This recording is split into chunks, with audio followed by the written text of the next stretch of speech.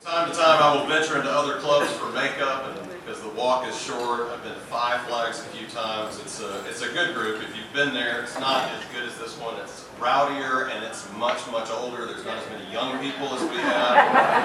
Other than that, it is a good club. And last time I ventured there, I happened upon our speaker today and contacted Jerry to see if he could be put on the program. My wife and I came through Richmond, Virginia and Chattanooga, Tennessee to finally come here. Downtown area is very important to us in deciding to see what's happening, and today's speaker will give you some insight as to some things that went on in the Urban Redevelopment Advisory Committee. Brian Hooper, today's speaker, is an attorney with Emmanuel, Sheppard, and Condon, where he practices in all areas of business litigation. Brian is a graduate of Washington and Lee University and Harvard Law School. He also studied at the Chinese University of Hong Kong on a Rotary Ambassadorial Scholarship. Brian received this year's Pensacola Area Commitment to Excellence Emerging Leader Award, otherwise known as the PACE Award. Last year he received the William Meaner Award, given by the Escambia Santa Rosa Bar Association to an attorney who shows integrity in the practice of law and outstanding service to the community. He is a former chair of Mayor Ashton Hayward's Urban Redevelopment Act Advisory Committee. Please give me a hand for our speaker today, Brian Hooper.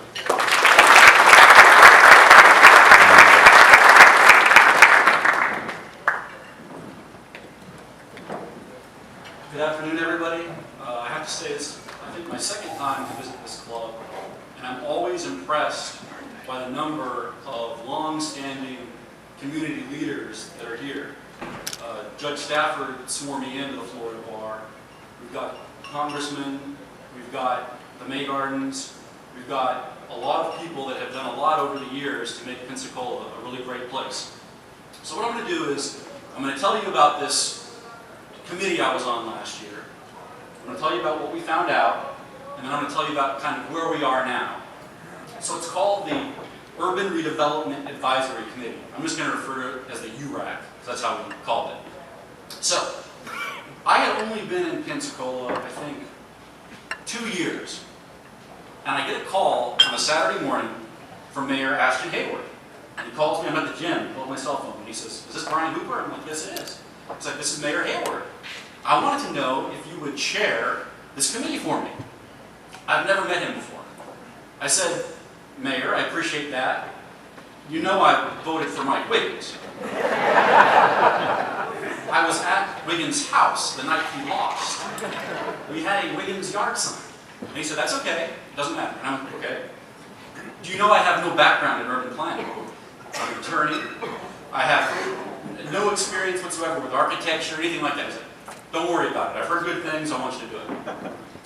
So he assembled 7, I want to say, young professionals. I was the chair, and along with me were John Meislack. He also chaired the mayor's port committee. Teresa Dos Santos, who's a local interior designer. Shannon Newhouse, who's an architect. Stephanie Powell, who now does internet marketing for Julie McQueen. And Ken Ford, who's the head of IHMC. And then also Christian Wagley, who does sort of environmental sustainability, that sort of thing. He's now on the Restore Act Advisory Committee. So this was the process. What do you want us to do, Mayor? I want you to go out and find for me ways we can improve downtown Pensacola. What's downtown? He defined downtown as the CRA district, Community Redevelopment District, which is Cervantes all the way down to the waterfront, and from 17th in the east all the way to A. So it's a pretty big area. He tasked us with coming up with concrete, actionable, low-cost recommendations for him. And when we were finished, 9 months later, we had this report, not printed at taxpayer expense, 100 pages long, and our executive summary is about 25 pages. We met for 9 months, from February till October. We met over 15 times under the sunshine. Our shortest meeting was about 3 hours. Our longest meeting was about 9. We interviewed collectively hundreds of people in the community, and we heard from over 40 different presenters over the course of the 9 months. We had as our technical consultant, Chuck Tessier. Tessier is a developer out of North Carolina who was almost single-handedly credited with Asheville, North Carolina's downtown redevelopment. So he was down here every other week helping us. I don't measure the amount of time I spent on this in terms of hours. I think about it in terms of life events. Over the course of the 9 months, there were 2 births, 1 wedding, and no divorces. So that's a pretty good thing. What did we come up with? We came up with 75 policy recommendations for the mayor and 50 action items. So over 125 recommendations in total. To briefly summarize those recommendations, I would say our central findings are threefold. 1, progress in downtown Pensacola is absolutely vital to the region. We often heard from people, well, you're just focused on downtown. What about what's north of downtown? What about uptown? What about 9 Mile? What about the north part of the county? We found very quickly that it's extremely important to have an authentic urban core. That helps everyone. It's sort of like what Winston Churchill once said about the difference between socialism and capitalism. He said, capitalism is the uneven distribution of wealth. Socialism is the even distribution of poverty. Rather than focus all of our energy and time and money on trying to make every square inch of the county and the region better, we've concluded it is better to focus your energy on one place, and there's a spillover effect. Our second central finding was that progress is incremental. It has to happen slowly over time. There's a tendency we kind of discovered in Pensacola for people to want some silver bullet that would just make everything better. If we just get Google to relocate here, if we just had a battleship out for tourists, if we just had, historic tourism of epic proportions, if we just had that one thing, everything would be better. What we decided to focus on were smaller, more realistic, more incremental changes. Our third conclusion was this. Progress is going to be driven by the private sector. If you look at downtown, and you look at what's happened downtown, you do have the CMPA, which is a public-private partnership. We have a stadium. But apart from that, most of the progress downtown has come from individual business owners. And the example that I like to use is Joe Ashton. Joe Ashton is the guy that 5 years ago started Hot Jacks. And then he opened the Tin Cow. And then he opened Hot Jacks 9 Mile. And then he opened Hot Jacks Filling Station. And now he opened A5 Open Water. And his most recent restaurant is Pot Roast and Pinot, where the old Seville diner used to be. He is single-handedly responsible for about 200 new jobs downtown. And the city and the county had nothing to do with that. So that was our third conclusion. I see my friend Nathan Kahn sitting out there, and I would be remiss not to mention this. As he can tell you, there have been hundreds of reports done over the years. Hundreds. I brought a couple of my favorites.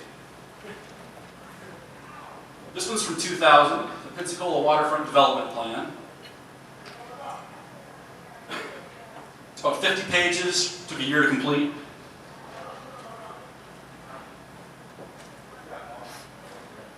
City of Pensacola, Downtown Pensacola Central Business District, that's Palafox, expanded parking study, May 1999.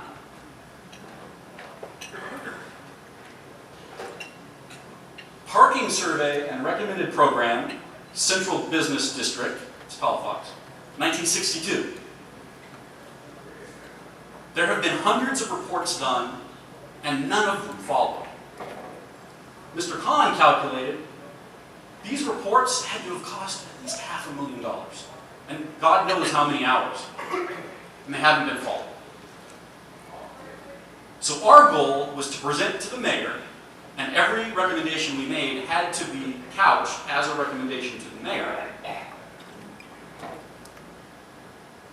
for things that are quickly, efficiently, and uncostly to do. Where are we now? I would give the city, if I were to rate its performance on implementing the recommendations, probably a C-. There have been a few high spots. I'll go through them. We recommended that spring and bailing be converted to two-way, and they completed that. We recommended that the e-date incentive be reestablished, and that was successful. We recommended bollards. How many of you know what bollards are? Bollards are vertical metal poles that you can put in and out of the ground, basically to close off streets. One of the things we found was that for gallery nights, and gallery nights are some of the most successful events downtown, the biggest cost is blocking off the streets and paying police overtime. That's the largest cost for gallery nights. If you took that cost away, you could do it more frequently, and you could do it for less money. We recommended installing bollards, cost about $100,000 to do, and then over time, that eliminates the need to hire the police, and you can have more special events downtown. The city has moved forward with that. So at this very moment, they're installing bollards. It's a small thing, but it really is, I think, a very quintessential recommendation that we made. We recommended that the city focus on form-based code, or SMART code. It's kind of a land development code approach that focuses more on aesthetics, walkability, that sort of thing. Well, recently the City Council approved the Maritime Redevelopment District, which is sort of an overlay for the ECUA property. That is a step forward in the right direction. Very, very importantly, and I'm going to kind of end on this and then open it up for questions because I don't want to speak too long. We recommended that the city hire an outside, nationally recognized real estate agent who has some specialty marketing municipal properties. And this is why. And this is unique among competitor cities. 70% of the vacant, undeveloped land downtown is owned by a governmental entity. It's either owned by the city, the ECUA, the school board, the county. If you look directly across from our office on Spring Street, you see the vacant school board building. You have those all over. So we recommended disposing of that property, marketing it, getting it on the tax rolls. That was one of our key suggestions. And the city now is in the process of hiring CBRE, which is a nationally known company that does this. We also recommended relocating the YMCA downtown and expanding it. Because what you see is people that want to move downtown want to have amenities. They want to have recreational centers, family centers, things like that. There aren't a lot of options like that downtown. So we said, relocate the Y, that's a good start. The Studers, in their infinite generosity, have, committed to spending $5 million wherever it goes. So we see that as a victory. But there's still a lot of work to be done. I think that's like a 3% implementation rate of our recommendations. Now, not all of our recommendations can be implemented because some of them are conflicting. And we understood that. And we never intended for all of them to be implemented. If just a handful are, I think, over time, you will see incremental, steady progress downtown. Are there any questions or anything I can answer? Of all the people you've interviewed, how many were outside the city of Pensacola? What are they saying about this? Or were there any outside? What's the question? Sure. He asked, how many people did we speak to who live outside the city of Pensacola? We talked to a few. It mostly came down. We had some developers come down from Atlanta, the Dawson Group. They do developments all over the country, and what they told us was, look, you've got a lot of potential downtown. That's the word that everyone uses, potential. But you don't have the market yet to support, say, a first-rate hotel downtown. The market's not there yet. There's no market for a Publix or a Fresh Market or a Trader Joe's downtown. It's just not there yet.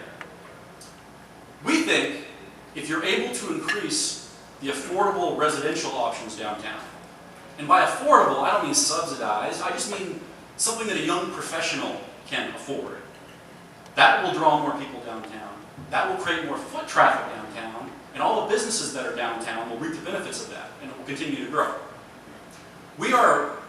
Pensacola's downtown is, and in the short time that I've been here, it's gotten much better, and I think it will continue to do so. But I think by implementing little, small changes, I think it will improve. Let me also add, because Scott Salas is here, we were very, very critical of the Downtown Improvement Board. We were very critical of the Downtown Improvement Board. But in their defense, and to their credit, they took our recommendations and have implemented many of them. There wasn't a line item in the DIB budget for street beautification. Now they have that. They've reformed the way they do business. They've got a new executive director, and I think they're moving forward. They're looking at parking issues and things like that. So I'm optimistic. Yes, ma'am. Of the remaining things that you suggested to the city, what is the most important item that they've not implemented, and why should it be implemented? I think it's coming up with a new city-owned land disposition policy. They need to figure out an efficient way to get rid of all the property they own. I think hiring CBRE is a step in that direction. But just for example, when we started our committee, the city didn't have one sheet of paper with all of the properties it owned that were vacant listed on it. They had to compile that for us. They need to be much more smart and economic-minded about that sort of thing. But I think that's very, very important, getting rid of the city property. Then wouldn't it make sense to give a piece of that land maybe to the YMCA to build on downtown? Makes sense to me. I've got two questions, one frivolous, one serious. I appreciate the frivolous one. Frivolous, what was your recommendation on the back end parking? There were a couple things we didn't want to touch. I saw that kind of as a metaphor for the way things were done downtown. But Ron Buckland has said they are going to get rid of that. What was your Serious question. What was your recommendation on the port? We didn't touch the port. And the reason we didn't touch the port was because the mayor had already had a port advisory committee that John Myslack chaired, who was on our committee. And so the only recommendation we made was go implement the port advisory committee final recommendations. And they have not been implemented. Ms. Vince? How do you see Pensacola 10 years from now, downtown? I think it will continue to grow. I think it will continue to thrive. I think it's going to happen. Success is by no means inevitable, and progress is not inevitable. But that being said, I do think you see sort of the critical mass now of community enthusiasm for improving downtown. And you have businesses opening up, every day. We need more than bars, though. I mean, we need, just having new bars. I mean, I'm not sure how many more bars the downtown and Palafox corridor is going to be able to sustain. And bars are great, restaurants are great, but we need other things. I mean, there's nowhere to buy a Band-Aid downtown. There's nowhere to buy a postcard. We need things like that.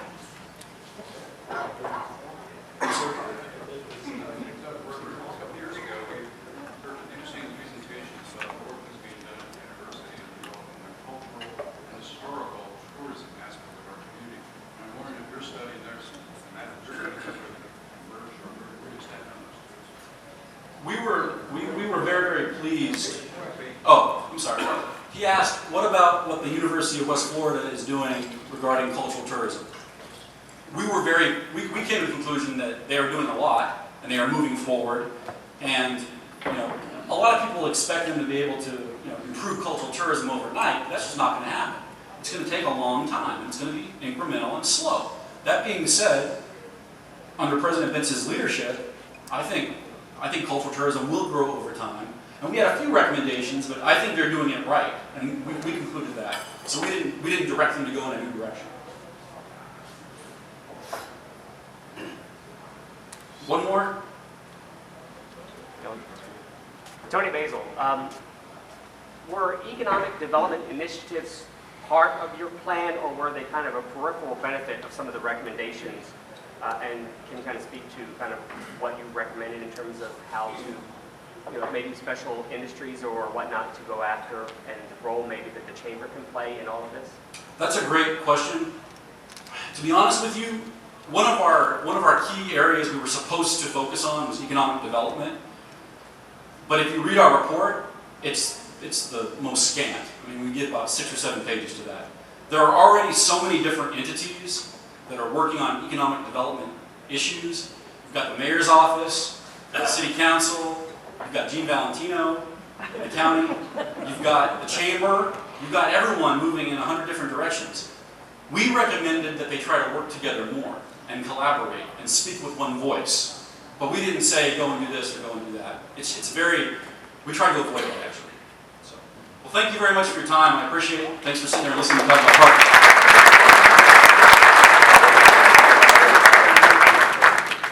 And you can read this report online, is that correct? Yes. So how would they find it? Go to Google and type in URAC, U-R-A-C, and then Pensacola, and we'll pull you up a PDF copy. Google URAC Pensacola. Thank you very much. I Thanks for appreciate it. the opportunity. I appreciate it.